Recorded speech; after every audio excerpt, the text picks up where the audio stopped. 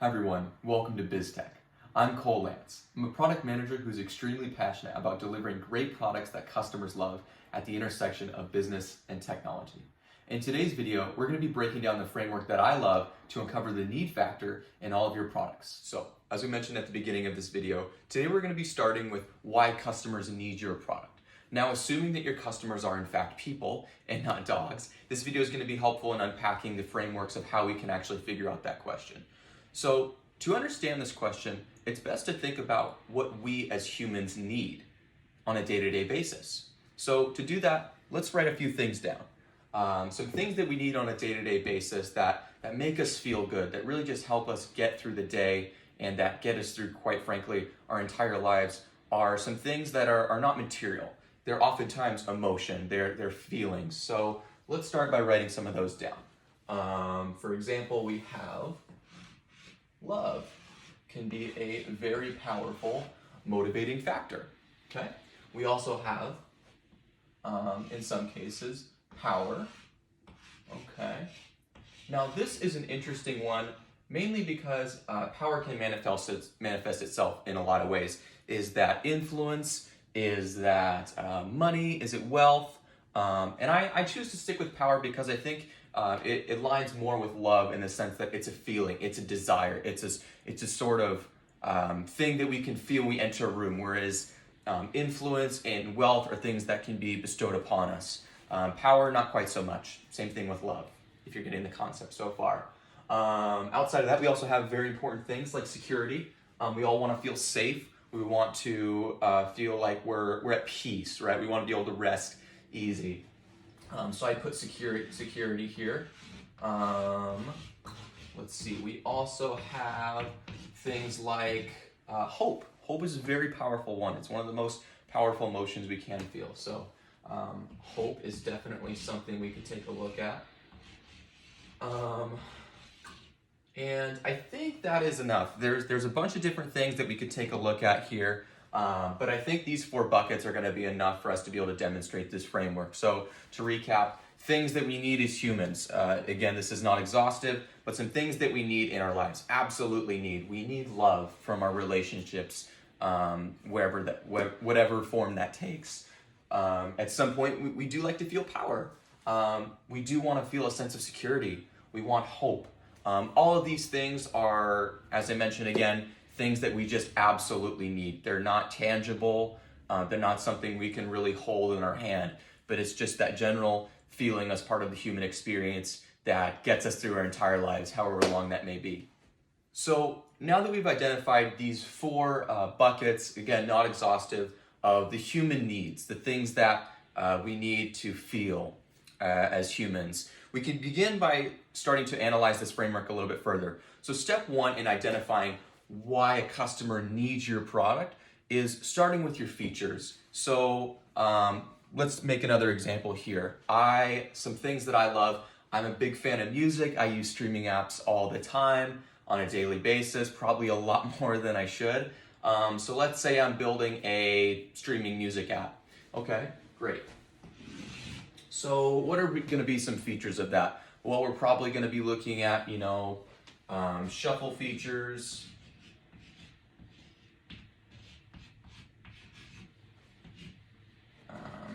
Let's write this here that we can get our features down. Just some things that aren't so great. Ideally, endless music, so I can search and find whoever I want. So really just kick-ass searching. I can search by artist, song, track, playlist, maybe year, anything like that. You can probably imagine some things there. So while we are speaking broadly when breaking down this frameworks, that's okay, but obviously as a PM or if you're in a different role in a startup, a major org, you're going to want to think of the specifics and you're going to know your products, their features like the back of your hand. So you'll be able to do this really effectively. Sharing's a huge one. I want to see what my friends are listening to. I want to see what's popular. I want to know what's in. Is my music from 2001? Maybe I like that era, but I want to mix it up a little bit. I want to see, what's going on in 2023. So we could look at some social features, right? All right, handwriting is hard on a chalkboard, but that's okay. So that says social.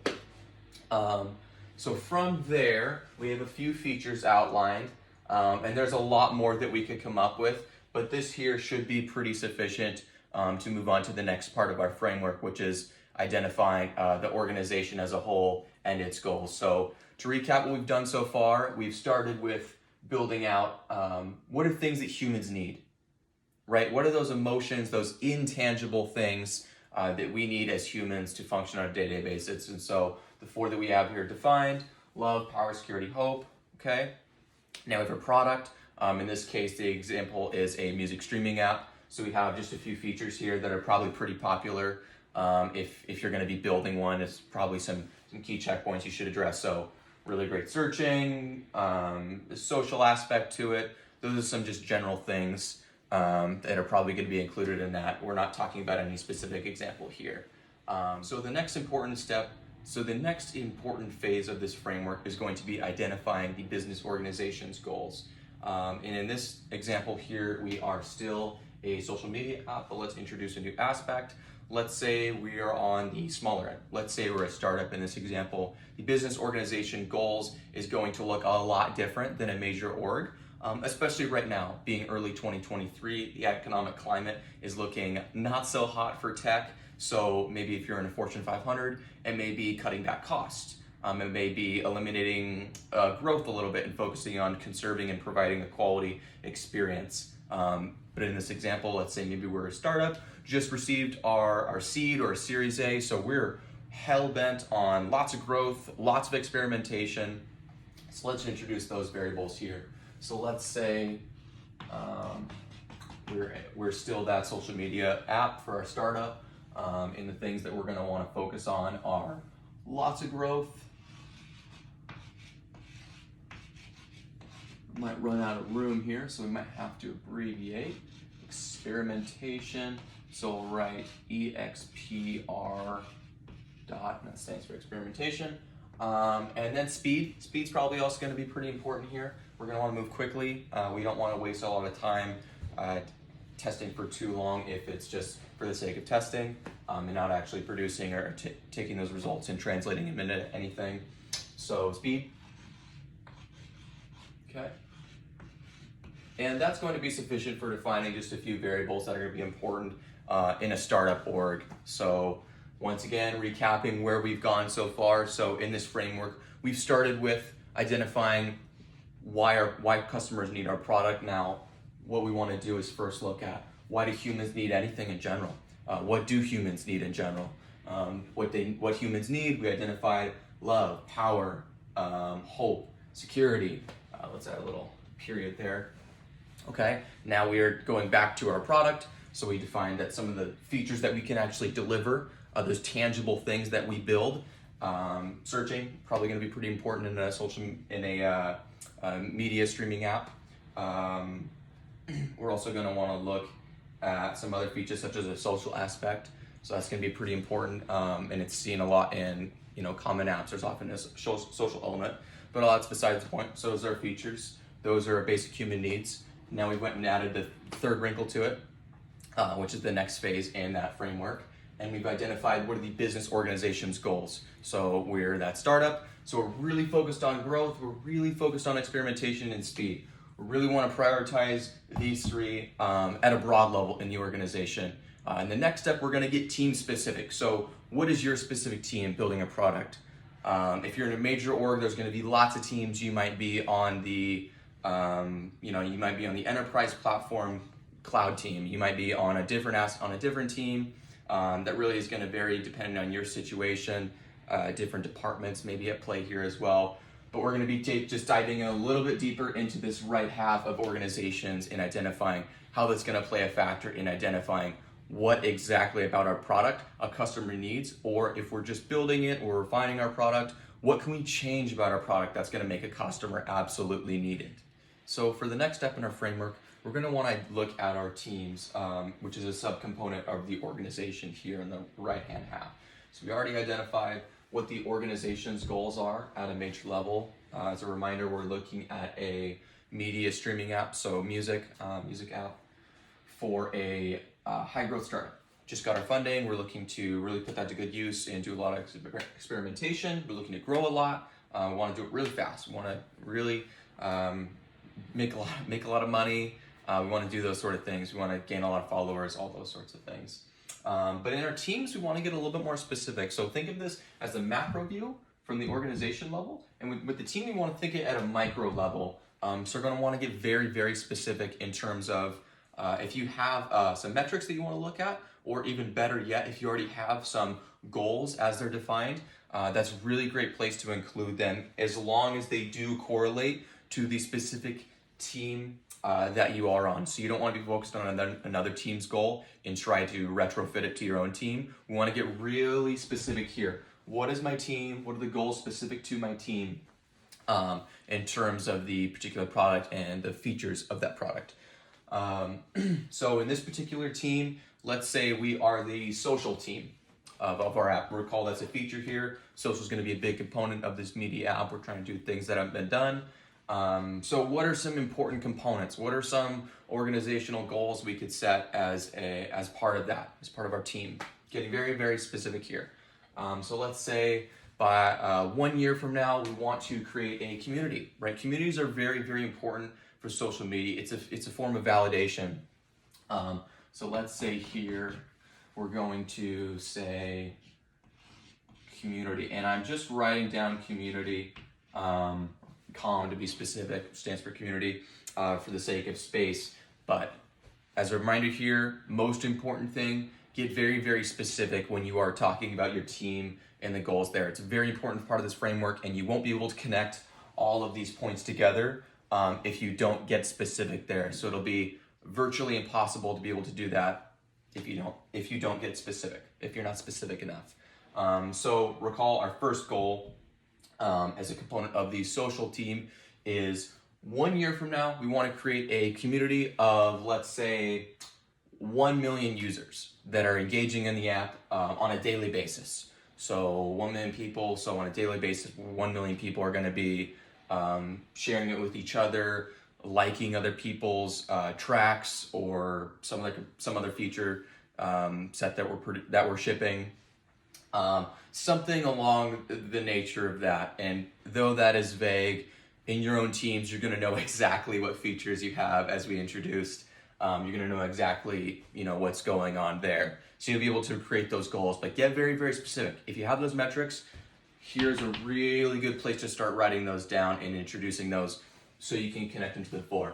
So we'll go ahead and stick with this one for now. So a year from now, we want to create a community of 1 million people who engage with the app on a daily basis. Now, it is important you can get even more specific, and that's always great too. We're going to leave it a little bit more open-ended since we're on a smaller scale at a startup. But let's say you're at a Fortune 500, you're at a major organization, you're on a somewhat of a bigger team. You could say, for example, we want to 6 months from now, we want to have 500,000 people who are using the like button on a daily basis or on a weekly basis.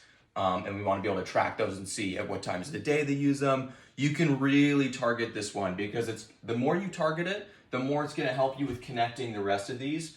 So don't be afraid to get too specific there. It does depend a little bit on your team and the goals set forth there. So as a PM, exercise caution, use your best use your best intuition there to be able to identify this fourth one. But now we're going to begin connecting them a little bit more.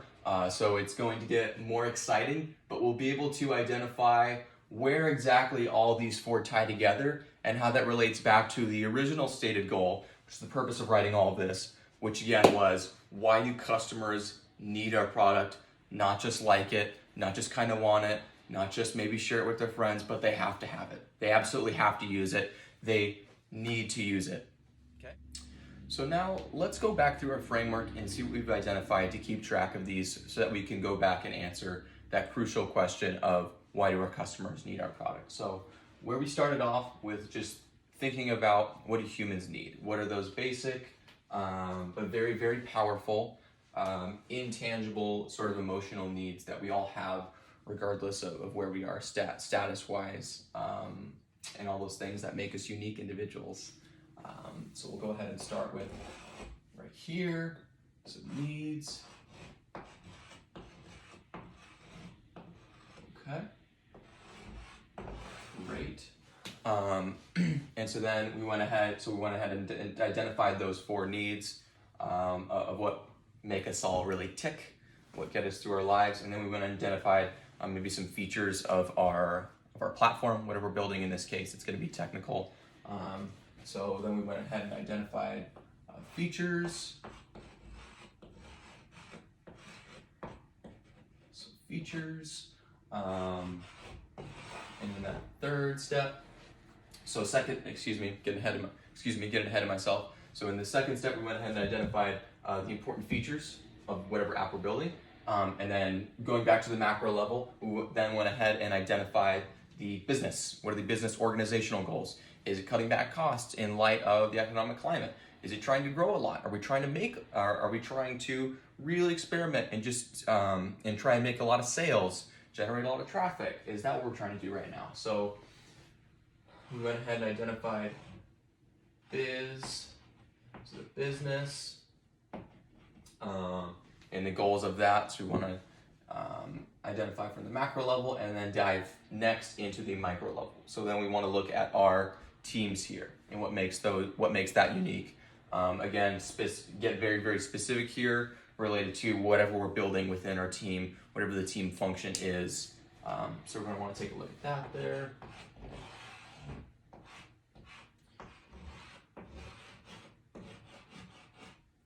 All right.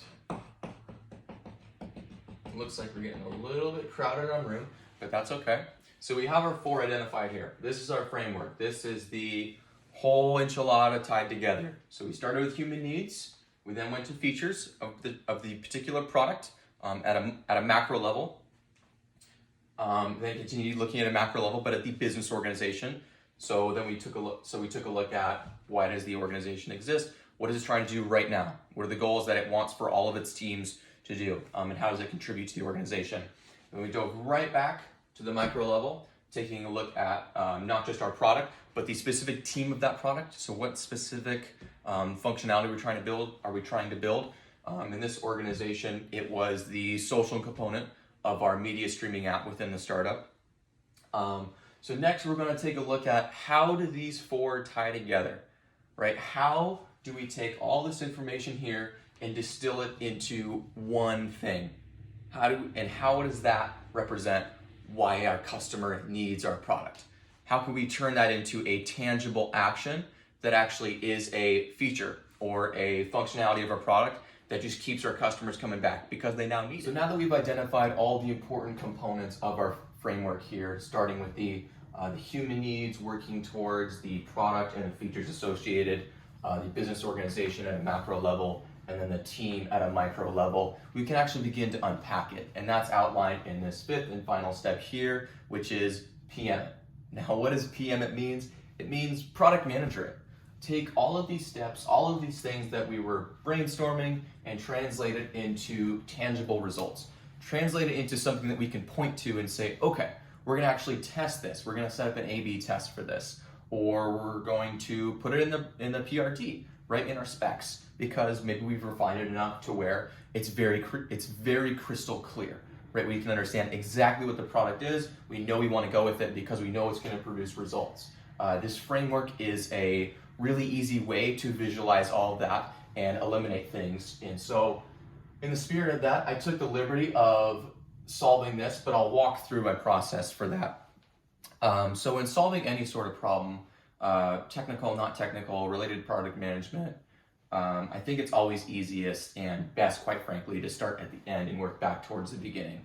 It's easiest to see the roadmap that way, especially when we're working in scope of product development. So with that, we want to start at the end with our team. And if you recall, our stated goal was by a year from now, we want an increase of 1 million actively engaged users using the social feature of our product. This can be measured through, for example, the like button. Right? We want 1 million people using the like button on a daily basis a year from now. It's a really good, really clear goal. It's very specific. That really helps us define what our spec is going to be later, and we're actually designing the features that are going to take this and translate it into positive action, that thing we point to. But with that, we can move to the next phase, which is the business organization. So looking at that stated goal, that's going to fit best in growth, right? Out of all the three, looking at growth, experimentation, speed, our stated goal here, there's going to be some components of experimentation to it, absolutely. Speed is going to be important, absolutely. But it's mostly tied to growth. That's the business organizational goal that we are servicing. So when we talk to management, they're going to be happy with us because we increased engagement, right? Which is going to then increase revenue for the organization. So they're going to be happy. We achieved our stated goal. Everybody is happy in this example. So moving further towards the line, or backwards should I say, we can take a look at the features of the product. So the specific feature that we were working on in our team was the social function, right? That's what's driving this growth, which is driving the target of this team. And so we make an arrow there to connect those two. And so lastly, that leaves us with these human needs. And I ended up choosing love, and I'll get into why I did make that decision based off of the available here. But first I want to walk through why not for all these others. Power, you can make a very strong argument for power and how creating a social community for all of our users to measure engagement, especially if it's a like button, right? You could make a very strong argument for power. However, I think power has a little bit of a negative association with it. And if we're going to grow a community platform, a social community platform on a media streaming app, I think power is, quite frankly, the wrong way to go about it. As a personal opinion of mine. Let me know in the comments if you have a strong argument for power. I would love to hear it. But security, once again, looking at this goal and the actual feature that we are driving, there's not really a sense of security tied to it, just because how exactly we're making people feel safe, right? And we're not really doing that. That's not the point of our app. We don't want to make features that don't service exactly what we want our users to be doing. A good example for security might be a job board app, right? If we're building something now that's going to post job descriptor, job opportunities that you can apply for based off your background, that'd be an excellent example for security, because why are people applying for jobs? They don't like their job, they want to make more money, they don't have a job, right? They need the sense of security of a job. So that's going to tie back, and that's going to make them feel secure if they're at least applying for jobs, they're getting feedback, they're getting interviews. Really strong sense of security, so they're going to be on it all the time. Hope, we're not really servicing hope in this example. We're more servicing a good feeling.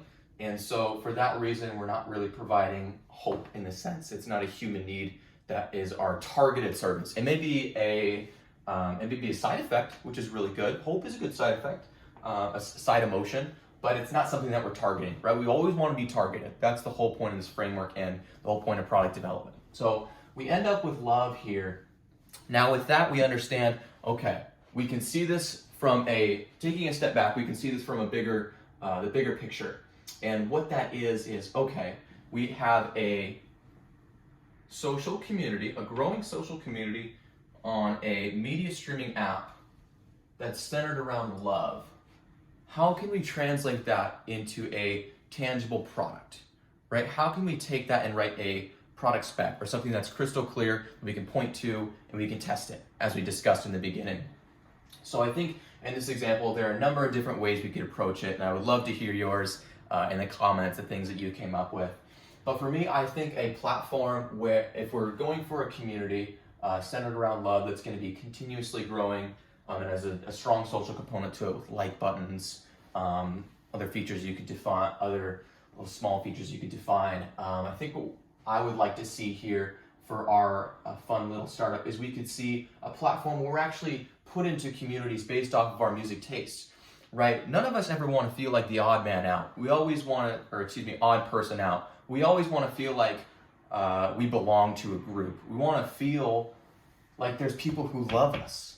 We want to feel like there's people who are there for us. We never want to feel in the corner on a daily basis. It's just not how we constantly want to feel. We want to feel loved. We want to feel that sense of belonging. And so we can provide that through this platform, right? Through a number of different tools. So if we group our users in categories based off of their music tastes, based off of their listening habits, we can then make that information available to our users via those platforms in which they can get notifications for them to see, hey, all of these people like the same artist I do. And I can add new tracks, new songs that I like to that list, and then those users can like it, right? That's that validation for me. That's that love that I'm gonna feel from this community of people who are just like me. I have that sense of belonging. There are people who understand me. And so from that, I think that just about does it for our product. But this is a really great framework that I like to use to take ambiguous issues and sort of just distill them into something that we can point to and then begin to reiterate on that through several rounds of utilizing this framework. But I had a pleasure learning and growing with you. I hope you're able to utilize this in your PM lives, and I look forward to seeing you all next time.